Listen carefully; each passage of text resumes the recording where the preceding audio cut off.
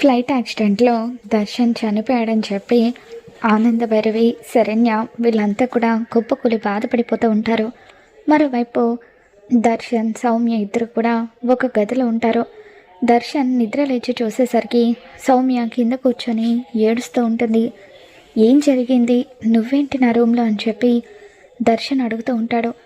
దాంతో సౌమ్యగా నటిస్తున్న సమీర దర్శన్తో, రాత్రి మీరు ఏదో పనుందని చెప్పి నా దగ్గరికి వచ్చారు. వచ్చిన తర్వాత మత్తులో నా జీవితాన్ని మీరు నాశనం చేశారు అని చెప్పి సౌమ్య ఏడుస్తూ ఉంటుంది. ఇక దాంతో సౌమ్య మాటలు విని దర్శన్ ఒక్కసారిగా షాక్ అవుతాడు. కొద్దిసేపటికే పోలీసులు వస్తారు.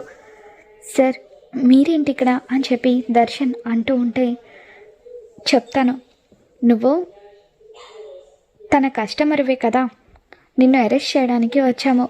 వ్యభిచారం కేసులో మీ ఇద్దరిని అరెస్ట్ చేస్తున్నామని చెప్పి పోలీసులు అరెస్ట్ చేసి తీసుకువెళ్తూ ఉంటారు. ఇంటి దగ్గర ఆనంద, శరణ్య ఇద్దరు కూడా దర్శన్ చనిపోయాడు అనుకుని ఏడుస్తూ ఉంటారు. ఇక అప్పుడే టీవీలో ఈ విధంగా న్యూస్ వస్తూ ఉంటుంది.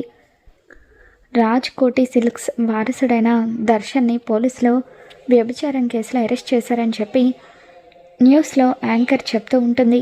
ఇక దాంతో దర్శన్ టీవీలో కనిపించడం చూసి ఆనంద భైరవి, శరణ్య అంతా కూడా షాక్ అవుతూ ఉంటారు.